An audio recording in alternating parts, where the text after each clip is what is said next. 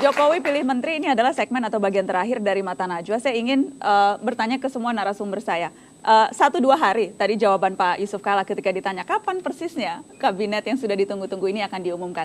Ketika pun itu sudah diumumkan, kalau kita menilai dari proses yang terjadi sepanjang ketika pertama kali ditetapkan oleh MK akhirnya menjadi presiden terpilih sampai sekarang, itu kan masanya panjang. Jadi sesungguhnya waktu untuk membentuk kabinet ini sudah sangat panjang. Kalau kita menilai dari proses sejak itu sampai sekarang, kira-kira apakah akan memenuhi ekspektasi publik, Mas Toto?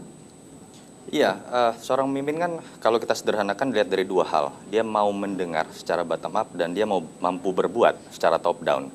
Masa Pak Jokowi untuk mendengar itu sudah terbukti ketika dia di Wali Kota Solo, ketika di Gubernur DKI, dan ketika kampanye berlangsung. Yang sinisme terhadap Jokowi itu kan mempertanyakan dia sudah pantas atau tidak, dia mampu atau tidak, dia berani atau tidak, dia tegas atau tidak. Dan itu yang menjadi pertanyaan saat ini ketika dia sudah terbukti merakyat, apakah kemudian otoritas yang sudah diberikan berani dia tegaskan untuk kemudian menjadi sebuah kebijakan-kebijakan pro rakyat. Dan indikatornya sederhana saja. Dalam masa hari-hari pertama akan terlihat apakah dia berhasil membentuk tim yang betul-betul memiliki karakter sama, memiliki satu visi misi sama, walaupun harus melawan tekanan-tekanan publik dan membuktikan bahwa dia bukan presiden partai tertentu, dia bukan presiden dari koalisi tertentu, tapi dia presiden oleh rakyat.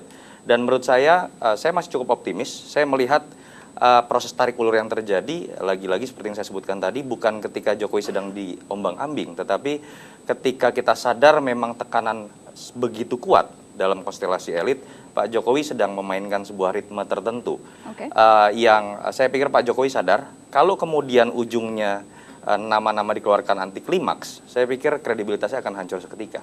Kalau anti klimaks? Ya. Tapi kalau begitu bagaimana membaca anti klimaks? Yang calon menteri paling akhir saja, Mbak Eva. Ukurannya apa nih? Kalau dari Anda pribadi, ukuran bahwa oke, ini memang kabinet yang dulu dijanjikan. Menurut Anda? Enggak, ini kan masalah personality ya, personality dan track record dari masing-masing anggota kabinet kelak. Dan bukan hanya masalah kompetensi pribadi, tetapi juga mampukah seseorang calon menteri, Mas Yudi misalkan nanti, memang jago karate. Tapi yang dipimpin kan mentransformasi lembaga yang akan dipimpin untuk kemudian mampu memberikan pelayanan secara akuntabel, transparan, dan juga tidak ada korupsinya. Jadi memilih figur di sini penting banget, bukan hanya masalah profesionalitas pribadi, tapi dia harus mentransformasi lembaga. Dan seperti yang di DKI kan, kemudian menciptakan e-budgeting, e-purchasing, tender, procurement, dan seterusnya. Nah, dia mencari figur-figur progresif yang inisiator dan juga inovatif seperti ini. Jadi kalau hati-hati dan mungkin takes time ya, kita harus sabar. Dan memang ciri Pak Jokowi sejak awal itu kan partisipatoris ya. Dan kalau partisipatoris artinya ya kualitas demokrasi itu sedang dinaikin sama dia. Dan itu saya pikir kita harus sabar. Memang agak makan waktu dan painful ya, tapi berkualitas. Tapi itu yang Anda harapkan? Aku nggak kampanye. Tidak apa-apa kampanye, masih ada waktu Pak Jokowi untuk mendengarkan Eva Kusuma Sundari. Mas Romi, apa ukurannya? Singkat saja. Ukurannya tentu profesionalitas, integritas, dan akseptabilitas. Profesionalitas akan diukur langsung oleh Presiden pada saat dia menerima CV, kemudian membacakan pengalaman yang dimiliki oleh calon. Kemudian kalau akseptabilitas kita lihat respon pasca pengumuman. Dia akan lihat apakah memenuhi ekspektasi atau tidak.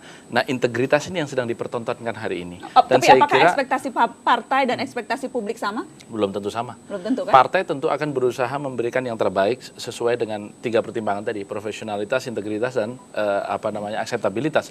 Tetapi lagi-lagi penilaian itu kan milik publik. Partai politik hanya bisa menyajikan apa yang terbaik gitu. Baik, Mas Yudi singkat saja. Tidak semua kandidat-kandidat menteri yang disampaikan kepada presiden dan wakil presiden itu kan dikenal sepenuhnya oleh presiden. Mungkin kalau yang setiap hari selama berbulan-bulan seperti Mbak Eva ini ikut kampanye Pak Jokowi, beliau sangat mengenal. Tetapi ketika yang direkomendasikan oleh partai politik atau kan melalui rekomendasi-rekomendasi dari kalangan profesional lain, Presiden juga kan membutuhkan informasi-informasi baru untuk menggali integritasnya, latar belakang dan sebagainya. Oleh karena itu, pelibatan instansi lain seperti KPK dan PPATK itu dibutuhkan sebagai bagian daripada transparansi dan juga bagian daripada memenuhi janji kampanyenya. Jadi saya rasa Pak Jokowi sudah sangat bijak ya, sangat terbuka dan demokratis. Ini calon menteri ngomongnya harus gitu. Sudah cocok. Terima kasih sudah hadir Mas Yudi, Mas Romi terima kasih, Mbak Eva dan Mas Toto terima kasih. Terima kasih kepada teman-teman dari Universitas Surya sudah hadir di Mata Najwa malam hari ini. Selamat malam, sampai jumpa.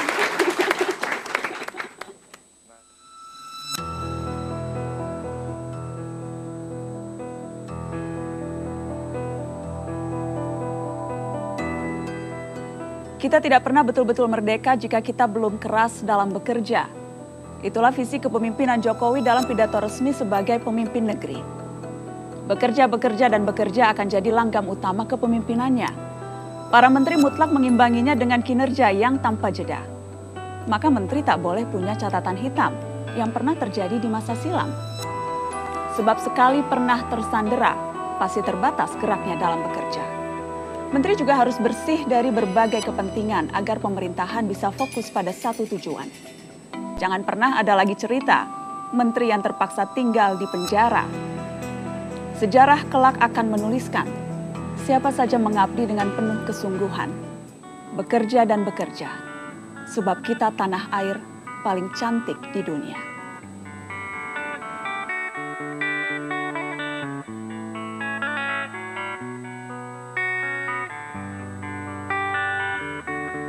Please come now, I think I'm falling, holding on to what I think is safe.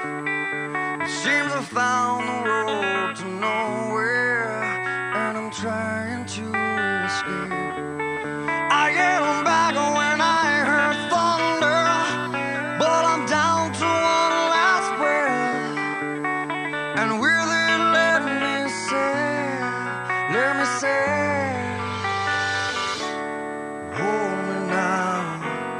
I'm 6 feet from the edge and I'm thinking maybe 6 feet is so